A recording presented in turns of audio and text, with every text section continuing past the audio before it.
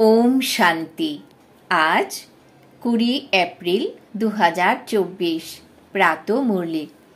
বাবা আজ বলেছেন, মিষ্টি বাচ্চারা, যোগ বলের দ্বারা তোমাদের এই লবণাক্ত চ্যানেলকে পার করে ঘরে যেতে হবে। তাই যেখানে যেতে হবে তার স্মরণ করো। এমন খুশিতে থাকো যে আমরা এখনই ফকির থেকে ধনবান হচ্ছি। প্রশ্ন: দৈবী গুণের সাবজেক্টের বিষয়ে যেসব বাচ্চাদের নজর রয়েছে তাদের নিদর্শন কি? উত্তর: তাদের বুদ্ধিতে থাকে যেমন কর্ম আমরা করব আমাদের দেখে অন্যরাও করবে। কখনোই কাউকে বিরক্ত করবে না। তাদের মুখ থেকে কখনোই উল্টোপাল্টা শব্দ নির্গত হবে না। তারা মন, বচন এবং কর্মে কখনোই কাউকে দুঃখ দেবে না। বাবার সমান সুখ দেওয়ার লক্ষ্য যদি থাকে তখনই বলা হবে দৈবী গুণের সাবজেক্টের প্রতি নজর রয়েছে। ওম শান্তি। মিষ্টি মিষ্টি আত্মারূপী বাচ্চাদের আত্মাদের বাবা বোঝাচ্ছেন। তিনি তাদের স্মরণের যাত্রাও শেখাচ্ছেন। এই স্মরণের যাত্রার অর্থ বাচ্চারাই বুঝতে পারে। ভক্তিমার্গেও সবাই দেবতাদের এবং শিব বাবাকেও স্মরণ করে, কিন্তু একথা জানত না যে স্মরণের দ্বারাই বিকর্ম বিনাশ হয়। বাচ্চারা জানে যে বাবা হলেন পতিত পাবন। তিনি পবিত্র হওয়ার যুক্তি বলে দেন। আত্মাকেই পবিত্র হতে হবে, আবার আত্মাকেই পতিত হতে হবে। বাচ্চারা জানে যে বাবা ভারতে এসেই স্মরণের যাত্রা শেখান, আর কোথাও তিনি শেখাতে পারেন না। শরীরের যাত্রা তো বাচ্চারা অনেকেই করেছে। এই যাত্রা কেবল এক বাবাই শেখাতে পারেন। বাচ্চারা, বাবা এখন তোমাদের বুঝিয়েছেন যে মায়ার কারণে সকলের বুদ্ধিতেই অবুঝের তালা লেগে আছে। বাবার কাছে এখন তোমরা জানতে পেরেছ যে আমরা কত বুদ্ধিমান, ধনবান এবং পবিত্র ছিলাম। আমরা সম্পূর্ণ বিশ্বের মালিক ছিলাম। এখন আমরা আবার তেমন তৈরি হচ্ছি। বাবা আমাদের কত বড় বেহদের বাদশাহী দেন। লৌকিক বাবা হয়তো লাখ বা কোটি টাকা দেন। এখানে তো মিষ্টি অসীম জগতের বাবা অসীমিত বাদশাহী দিতে এসেছেন। এই কারণেই তোমরা এখানে পড়তে এসেছ। তোমরা কার কাছে পড়তে এসেছ? অসীম জগতের বাবার কাছে। বাবা শব্দ মাম্মার থেকেও মিষ্টি। যদিও মাম্মা পালনা করেন, কিন্তু বাবা তবুও বাবা, যার থেকে অবিনাশী উত্তরাধিকার পাওয়া যায়। তোমরা সদা সুখী আর সদা সোহাগী তৈরি হচ্ছ। বাবা আমাদের আবার নতুন করে কি বানাচ্ছেন এ কোনো নতুন কথা নয়। এমন গায়নও আছে যে ভোরে আমির ছিলাম, রাতে ফকির। তোমরাও ভোরে ধনী আর অসীম জগতের রাতে ফকির হয়ে যাও। বাবা রোজ রোজ মনে করান, বাচ্চারা, কাল তো তোমরা বিশ্বের মালিক, ধনবান ছিলে। এখন তোমরা ফকির হয়ে গেছো। এখন আবার প্রভাত এলে তোমরা ধনী হয়ে যাও। এ কত সহজ কথা। বাচ্চারা, তোমাদের এই ধনী হওয়ার জন্য খুব খুশি হওয়া চাই। ব্রাহ্মণদের দিন আর ব্রাহ্মণদের রাত। এখন এই দিনে তোমরা ধনী হচ্ছ, আর হবেও অবশ্যই, কিন্তু তাও পুরুষার্থের নম্বর অনুসারে। বাবা বলেন যে এ হলো সেই লবণাক্ত চ্যানেল যা তোমরাই পার করো যোগ বলের দ্বারা। যেখানেই যাও না কেন তার স্মরণ থাকা দরকার। আমাদের এখন ঘরে ফিরে যেতে হবে। বাবা নিজেই এসেছেন আমাদের নিয়ে যেতে। তিনি খুব ভালোবেসে বোঝান, মিষ্টি বাচ্চারা, তোমরাই পবিত্র ছিলে। 84 জন্ম নিতে নিতে তোমরাই পতিত হয়ে গেছো। আবার তোমাদের পবিত্র হতে হবে। পবিত্র হওয়ার জন্য অন্য আর কোনো উপায় নেই। তোমরা জানো যে পতিত পাবন আসেন আর তোমরা তার মতে চলে পবিত্র হও। বাচ্চারা, তোমাদের অত্যন্ত খুশি হওয়া উচিত যে আমরা এই পথ পাব। বাবা বলেন, তোমরা 21 জন্মের জন্য সদা সুখী হবে। বাবা দেন সুখধামের অবিনাশী উত্তরাধিকার, আর রাবণ দেয় দুঃখধামের উত্তরাধিকার। বাচ্চারা, তোমরা এখন জানো যে রাবণ তোমাদের পুরানো শত্রু, যে তোমাদের 5 বিকার রূপে খাঁচায় নিক্ষেপ করেছে। বাবা এসে তোমাদের মুক্ত করেন। যে যত বাবাকে স্মরণ করে ততই সে অন্যদেরও বাবার পরিচয় দিতে পারে। যারা স্মরণ করে না তারা দেহভাবে থাকবে। তারা না বাবাকে স্মরণ করতে পারে আর না বাবার পরিচয় দিতে পারে। আমরা আত্মারা হলাম ভাই ভাই। ঘর থেকে আমরা এখানে এসেছি ভিন্ন ভিন্ন পার্ট প্লে করার জন্য। এই সম্পূর্ণ পার্ট প্লে করে কি করে হয় সেও তোমাদের বুদ্ধিতে আছে। যে সম্পূর্ণ নিশ্চিত সেই এখানে এসে রিফ্রেশ হতে পারে। এমন কোনো পড়া নয় যে তোমাদের টিচারের সাথেই থাকতে হবে, তা নয়। তোমরা নিজের ঘরে থেকেও পড়তে পারো। 1 সপ্তাহ ভালোভাবে বোঝো। তোমরা তারপর কাউকে 1 মাস বাদে, কাউকে 6 মাস বাদে, কাউকে আবার 12 মাস বাদে নিয়ে আসে। বাবা বলেন, নিশ্চিত হলো আর চলে গেল। তোমাদের রাখিও বাঁধতে হবে যে আমরা বিকারে যাব না। আমরা শিব বাবার কাছে প্রতিজ্ঞা করি। শিব বাবাই বলেন, বাচ্চারা, তোমাদের অবশ্যই নির্বিকারী হতে হবে। বিকারে যদি যাও তাহলে উপার্জন নষ্ট হয়ে যাবে। 100 গুণ দণ্ড ভোগ করতে হবে। 63 জন্ম তোমরা ধাক্কা খেয়েছ। এখন বাবা বলছেন, তোমরা পবিত্র হও। আমাকে স্মরণ করো, তাহলে তোমাদের পাপ ভস্ম হয়ে যাবে। আত্মা হলো ভাই ভাই। তোমরা কারোর নাম রূপে আটকে যাবে না। কেউ যদি রেগুলার পড়া না করে তাহলে তাকে শীঘ্র আনার দরকার নেই। যদিও বাবা বলেন একদিনেও তীর লাগতে পারে, কিন্তু বুদ্ধির দ্বারা কাজ করতে হবে। তোমরা ব্রাহ্মণরা হলে সবার থেকে উত্তম। এ হলো তোমাদের সব থেকে উচ্চ কুল। ওখানে কোনো সৎসঙ্গ ইত্যাদি হয় না। সৎসঙ্গ ভক্তি মার্গে হয়।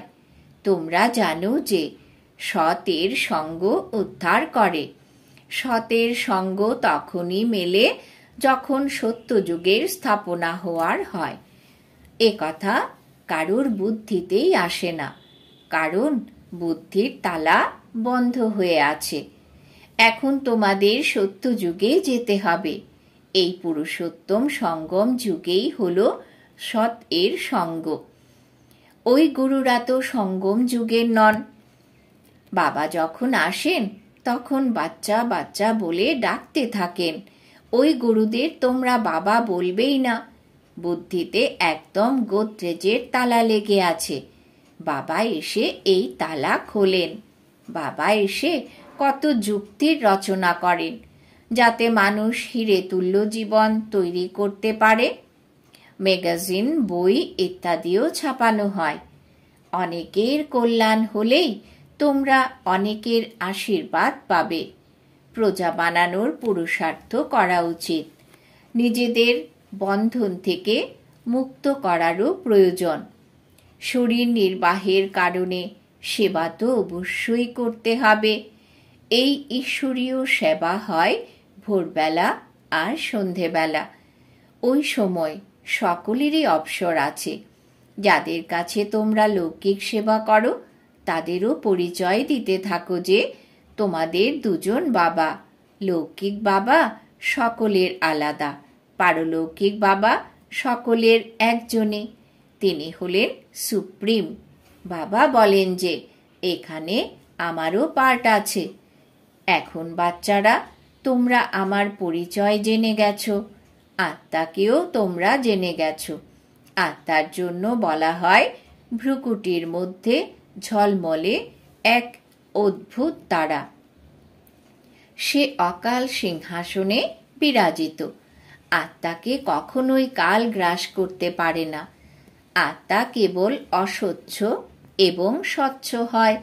আত্মার আসনও ভ্রুকুটির মধ্যেই শোভা পায়। তিলকও এখানেই দেওয়া হয়। বাবা বলেন যে তোমরা নিজেরাই নিজেদের রাজ তিলক দেওয়ার উপযুক্ত বানাও। এমন নয় যে আমি সবাইকেই রাজ তিলক দেব, তোমরা নিজেদেরই দেওয়াও। বাবা জানেন যে কে বেশি সেবা করে। ম্যাগাজিনেও খুব ভালোভাবে লেখা যায়। এর সাথে সাথে যোগের পরিশ্রমও করতে হবে, যাতে তোমাদের বিকর্ম বিনাশ হয়। দিনে দিনে তোমরা খুব ভালো রাজযোগী হয়ে যাবে। তোমরা বুঝতে পারবে এখন আমাদের দেহত্যাগ হবে আর আমরা চলে যাব। সূক্ষ্ম বতন পর্যন্ত বাচ্চারা তো যায়ই, মূল বতনকেও তারা খুব ভালোভাবে জানে যে এই হলো আমাদের অর্থাৎ আত্মাদের ঘর। মানুষ শান্তিধামে যাওয়ার জন্যই ভক্তি করে। সুখধামের কথা তো ওরা জানেই না। বাবা ছাড়া তো কেউ সুখধামে যাওয়ার শিক্ষা দিতে পারেন না। এ হলো প্রবৃত্তি মার্গ। উভয়কেই মুক্তিধামে যেতে হবে। ওরা উল্টো পথ বলে দেয়, ফলে কেউ যেতে পারে না। পরের দিকে বাবাই সবাইকে নিয়ে যাবেন, এ হলো তারই কর্তব্য। কেউ কেউ খুব ভালোভাবে পড়ে রাজ্য ভাগ্য গড়ে নেয়। বাদবাকি সবাই কিভাবে পড়বে? তারা যেভাবে নম্বর অনুসারে আসে তেমনি নম্বর অনুসারেই চলেও যাবে। এই বিষয়ে বেশি সময় নষ্ট করো না। বলা হয় বাবাকে স্মরণ করার সময়ও পাওয়া যায় না। তাহলে তোমরা এই সময় কেন নষ্ট করো? এ তো নিশ্চিত যে অসীম জগতের বাবা তিনি টিচার, আবার সদ্গুরু। এরপর দ্বিতীয় অন্য কাউকে স্মরণ করার প্রয়োজন নেই। তোমরা জানো যে আগের কল্পেও এই শ্রীমতে চলে আমরা পবিত্র হয়েছিলাম। তোমরা প্রতি মুহূর্তে চক্র ঘোরাতে থাকো। তোমাদের নামই হলো সদর্শন চক্রধারী। রকেটের মতো জ্ঞানের সাগরের থেকে জ্ঞান ভরতে তোমাদের দেরি হয় না, খালি হতেই দেরি লাগে। তোমরা হলে মিষ্টি হারানিধি বাচ্চা, কেননা তোমরা কল্পের শেষে এসে মিলিত হয়েছ। এই নিশ্চয় পাক্কা হওয়া চাই। আমরা 84 জন্মের পরে আবার এসে বাবার সঙ্গে মিলিত হয়েছি। বাবা বলেন যে সবার প্রথমে ভক্তি করেছে সেই প্রথমে জ্ঞান ধারণের যোগ্য হয়েছে, কেননা ভক্তির ফল তো চাই। তাই সর্বদা নিজের সেই ফল আর অবিনাশী উত্তরাধিকার স্মরণ করতে থাকো। ফল শব্দটি হলো ভক্তি মার্গের, অবিনাশী উত্তরাধিকার হলো সঠিক। অসীম জগতের বাবাকে স্মরণ করলে অবিনাশী উত্তরাধিকার পাওয়া যায়, আর অন্য কোনো উপায় নেই। ভারতের প্রাচীন যুগ হলো বিখ্যাত। ওরা মনে করে আমরা ভারতের প্রাচীন যুগ শিখছি। বাবা বোঝান যে ড্রামা অনুসারে ওরা হট যোগী হয়ে যায়। তোমরা এখন রাজযোগ শেখাচ্ছ, কেননা এ হলো সঙ্গম যুগ। ওদের ধর্ম আলাদা, বাস্তবে ওদের গুরু করা উচিত নয়, কিন্তু এও ড্রামা অনুসারে ওদের অবশ্যই গুরু করবে। বাচ্চারা, তোমাদের এখন সঠিক হতে হবে। ধর্মের মধ্যেই শক্তি আছে। তোমাদের আমি যে দেবী দেবতা বানাই, এই ধর্ম খুবই সুখ প্রদানকারী। আমার শক্তিও তারাই পায় যারা আমার সঙ্গে যোগযুক্ত হয়। তাই বাবা নিজে যে ধর্ম স্থাপন করেন তাতে অনেক শক্তি। তোমরা সকলেই এই বিশ্বের মালিক হও। বাবা এই ধর্মের অনেক মহিমা করেন যে এতে অনেক শক্তি। সর্বশক্তিমান বাবার থেকে এই শক্তি অনেকেই পায়। বাস্তবে শক্তি সবাই পায়, কিন্তু নম্বর অনুসারে। তোমাদের যত শক্তি চাই ততই বাবার থেকে নিতে পারো। এরপর তোমাদের দৈবী গুণের সাবজেক্টও চাই। তোমরা কাউকেই বিরক্ত করো না বা দুঃখ দিও না। ইনি অর্থাৎ ব্রহ্মা বাবা কখনোই কাউকে উল্টোপাল্টা কথা বলতেন না। তিনি জানতেন আমি যেমন কর্ম করব, আমাকে দেখে অন্যেরাও তাই করবে। আসুরি গুণ থেকে দৈবী গুণে আসতে হবে। দেখতে হবে আমি কাউকে দুঃখ দিচ্ছি না তো। এমন কেউ নেই যে কাউকে দুঃখ দেয় না। কিছু না কিছু ভুল অবশ্যই হয়ে যায়। মন, বচন এবং কর্মে কাউকেই দুঃখ দেবে না। এমন অবস্থা তো অন্তিম সময়ে আসবে। এই সময় আমরা পুরুষার্থী অবস্থায় আছি। প্রতিটা বিষয় পুরুষার্থের নম্বর অনুসারে হয়।